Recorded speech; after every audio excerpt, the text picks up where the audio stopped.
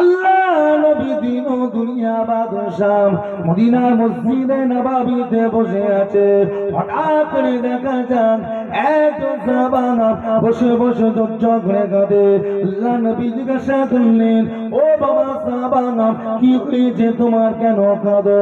সাহাবা হুজুর জবাব দিলেন, ইয়া রাসূলুল্লাহ বিল্লাহ, হুজুর আমি চোখে দেখতে পাই না, চোখ আমার অন্ধকার, মন আমার চায় সবাই বসে বসে আপনার চাঁদ মুখটা দেখে, আমারও মনটা চায় আমি আপনাকে একবার দেখবো, কিন্তু আমি যে চোখে খানা, আমি চোখে দেখতে পাই না, মন আমার চায় আপনাকে দেখবো, এই জন্য বসে বসে আমি কাঁদে।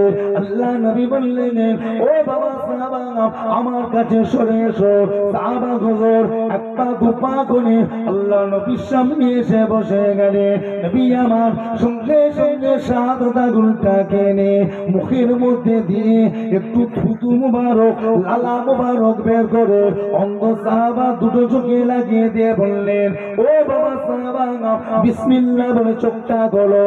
যখনই চোখটা খুললেন সর্বপ্রথমে অঙ্গ সাহাবা আল্লাহর নবীর চাঁদ মুখটা দেখতে পেয়েছিলেন। একবার জোরে হবে না? এই চোখে কি লাগালে? কথা বলে না, চোখে কি লাগালে? হ্যাঁ, এই কথা আপনার সঙ্গে আমার কথা বুঝতে পারছি না। কি লাগালে? পুতু। কি লাগালে? লালা। বলা যাবে তো?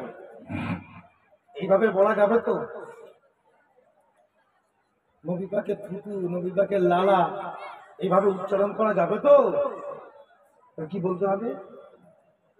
নবী পাকের থুতু মুবারক, নবী পাকের লালা মুবারক। রাসূল পাকের সম্পর্কে কথা বলতে গেলে আপনাকে আদবে শুনে বলতে হবে। কি কথা ঠিক না ভুল বলছি? নবীর সঙ্গে যে বিয়াদবি করবে আল্লাহ তাকে কি করবে? ধ্বংস করে দেবে। তার উপর নালো কবি নবী পাকের নামটা শুনলো নবী পাকের উপর দরুদ পড়তে হবে। কি হয় না? নামটা শুনলো নবী পাকের উপর দরুদ পড়তে হবে। আর যদি কেউ দরুদ না পড়ে কি হবে? আল্লাহ তার উপরে কি দেবে? অভিশাপ দেবে, নালজ দেবে, সে ধ্বংস দেবে। নবী পাকের সম্পর্কে যে কোনো কথা বললে আদবের সঙ্গে বলতে হবে। আল্লাহ নবী কি লাগালেন? রাসূল পাক থুতু মুবারক, লালা মুবারক ওই অন্ধ সাহাবার দুটো চোখে লাগিয়ে দিলেন। আল্লাহ পাক আমার নবী পাকের থুতু মুবারকের ওসিলায়, লালা মুবারকের ওসিলায় আল্লাহ ওই অন্ধ সাহাবার দুটো চোখকে আল্লাহ ফিরিয়ে দিলেন। একবার জোরে বলবেন। এটা হলো আমার নবী পাকের মুজিজা। আর একদিন একজন সাহাবা বসে বসে আল্লাহ নবী জিজ্ঞাসা করলে, বাবা তুমি কাঁদো কেন? এই তুমি কাঁদছো কেন? সাহাবা হুজুর চুপ করে বসে আছে। তুমি কাঁদছো কেন? চুপ করে বসে আছে। তার পাশ থেকে একজন সাহাবা বলছি, ইয়া রাসূলুল্লাহ, আপনার এই সাহাবাটা কথা বলতে পারে না। এই সাহাবাটা কথা বলতে পারে না, ও বুবা, ও হাবা, ও কথা বলতে পারে না। আল্লাহ নবী ইশারা করে ডাকলে, এইদিকে এসো, এইদিকে এসো। বুবা সাহাবাটা, যে সাহাবাটা কথা বলতে পারেন না, আস্তে আস্তে উঠে নবীর সামনে এসে বসে। কি হয়েছে বাবা? এখন সে বুবা, সে বুঝাবে কি করে? ইশারা করে দেখাচ্ছে, ইয়া রাসূলুল্লাহ, সবাই বসে বসে আপনার সঙ্গে কথা বলছে, কথা বলছে, আপনি কথা বলছেন, আর আমি যে বুবা, আমি যে কথা বলতে পারি না, ওদের আমার কি মনটা চাই না আমি তো আপনার সঙ্গে কথা বলবো। একবার জোরে বলবেন, আমার কি মনটা চাই না? নবী বললেন, তাই তুমি কথা বলবে? ইয়া রাসূলুল্লাহ, আমি চাই আপনার সঙ্গে একটু কথা বলি। আল্লাহ নবীর পাশে খেজুর ছিল, খেজুর। আল্লাহ নবী একটা খেজুর গালে দিলেন, নবী পাক নিজের গালে দিলেন। খেজুরটাকে ভালো করে চিবিয়ে ভর্তা করলেন, ভালো করে চিবিয়ে কামড়ে খেজুরটা গাল থেকে বের করে বুবা সাহাবাটার গালে ভরে দিয়ে বললেন, বাবা খেয়ে না। সাহাবা হুজুর খেয়ে নিলেন। আল্লাহ নবী বললেন, বলো তো বাবা আল্লাহ। ইশারা করে দেখালে, বলো তো আল্লাহ। যখনই বলতে বলেছে হাবা বুবা সাহাবা জবান আল্লাহ পাক খুলে দিলেন। একবার জোরে বলবেন না? কি লাগালে? এক কথা বলেন, কি লাগালে? খেজুরে আছে কি? শুধু খেজুর? খেজুরের নিয়ামত নেই? আল্লাহ পাকের নিয়ামত নাই? আমার নবী পাকের লালা মুবারক আছে, থুতু মুবারক আছে। এই থুতু মুবারক, লালা মুবারক রসিলে আল্লাহ বুবাকে আল্লাহ বল শক্তি ফিরিয়ে দিলেন। একবার জোরে বলুন সুবহানাল্লাহ। আমরা কি বাদ? আবার জিজ্ঞাসা করছে আমরা কি বাদ? আমরা পাবো কি করি? নবী তো আমাদের কাছে না, নবী তো এখন আমাদের কাছে না, আমরা বাঁচবো কি করি? এখানে আল্লাহর হাজি বান্দা অনেকে আছে, তারা জানে মদিনা শরীফের পাশে একটা জায়গা আছে। পাশে বলছে একবারে পাশে নয়, মদিনা শরীফ থেকে প্রায় 170-72 কিলোমিটার একটা মাঠ আছে, যে মাঠটার নাম হচ্ছে বদরের মাঠ। নাম শুনেছেন? বদরের মাঠ। আল্লাহ হাজি বান্দা কেউ আছেন নাকি এখানে? জিজ্ঞাসা করে দেখবেন। ওই বদরের মাঠে যেতে গেলে এই পাশে করে যখন হাজি সাহেবদের নিয়ে যায়, বদরের মাঠের পাশে একটা কুয়া আছে, কুয়াটার পাশে দাঁড় করায় আর বলে ও হাজি সাহেব, যদি কেউ পানি খেতে চান, পানি নিতে চান, এই কুয়া থেকে নিয়ে। এই কুয়াটার নাম বীরের শেফা। যাও কুয়াটা পানি। ওই কুয়াটার ফজিলত, কুয়াটা এত সম্মানিত হলো কেন? বদর মাঠে যখন সাহাবায়ে কেরামেরা যুদ্ধ করতে গিয়েছিলেন, বদরের মাঠটা এমন একটা কঠিন জায়গা, পাহাড় আর মরুভূমি ছাড়া কিছুই না, পাহাড় আর মরুভূমি ছাড়া কিছুই না, পানি খাবার কোনো ব্যবস্থা না। সাহাবায়ে কেরামেরা পিপাসায় তৃষ্ণার্তে পাগলের মতো ঘুরে ঘুরে ঘুরে ঘুরে ওই কুয়াটাকে খুঁজে পেলে, কুয়া থেকে যখন পানিটা তুলে সাহাবায়ে কেরামেরা পান করতে লাগলেন, এত নোংরা আর এত দুর্গন্ধ, ওই পানিটা খাওয়া যাচ্ছে। এত নোংরা, এত দুর্গন্ধ, পানিটা খাওয়া যাচ্ছে।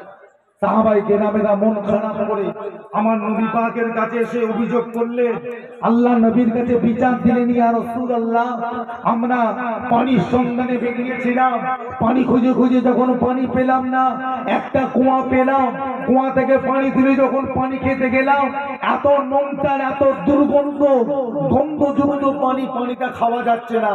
হুজুর আমরা এখন কি করব বলে? পিপাসায় আমাদের বুকটা ফেটে যাচ্ছে। আল্লাহ নবী বললেন, বাবা কুয়াটা কোথাও আমাকে একবার দেখাও। কুয়াটার কাছে নবী পাককে নিয়ে যাওয়া হলো।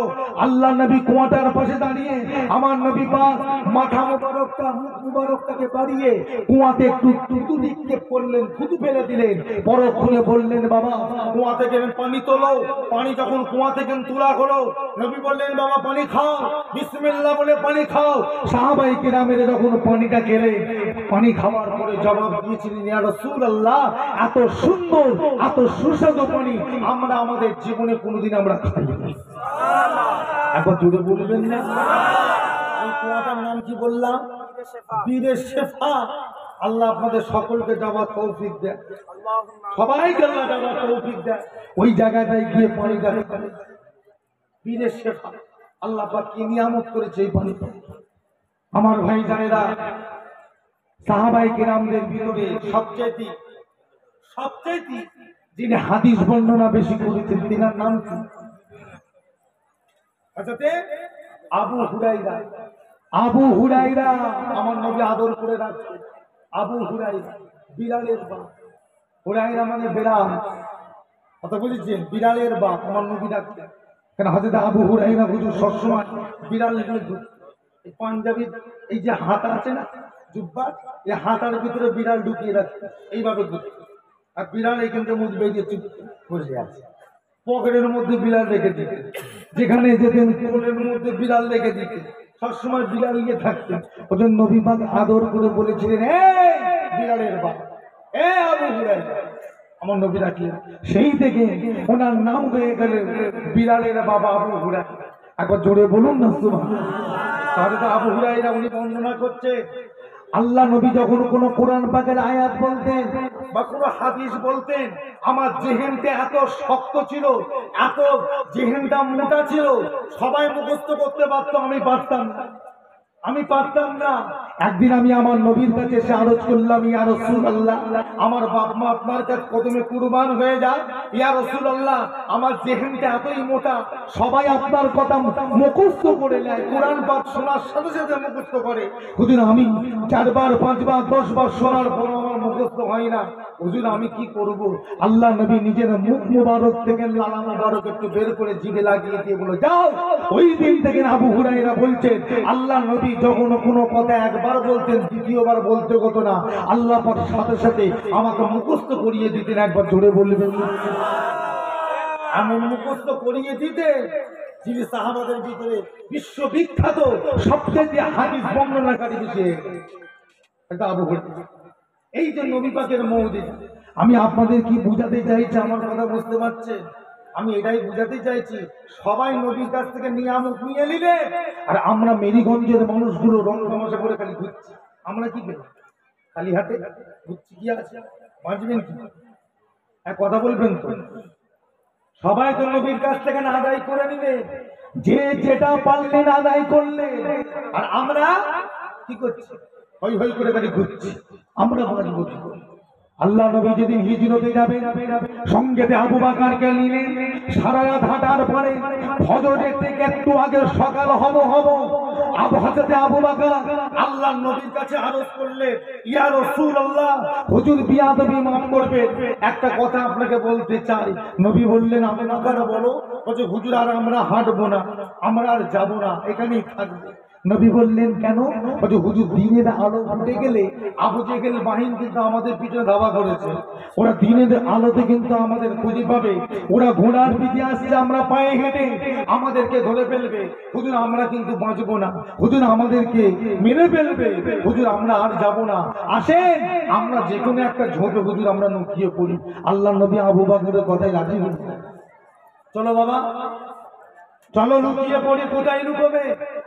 খুঁজে খুঁজে খুঁজে খুঁজে একটা পাহাড়ের গর্ত দেখলে, পাহাড়ের গুহা দেখলে আল্লাহ নবীকে নিয়ে গুহার ভিতরে ঢুকলেন। আবু বকর বসে আছে, নবী বসে আছে। হ্যাঁ শুনছেন তো নাকি?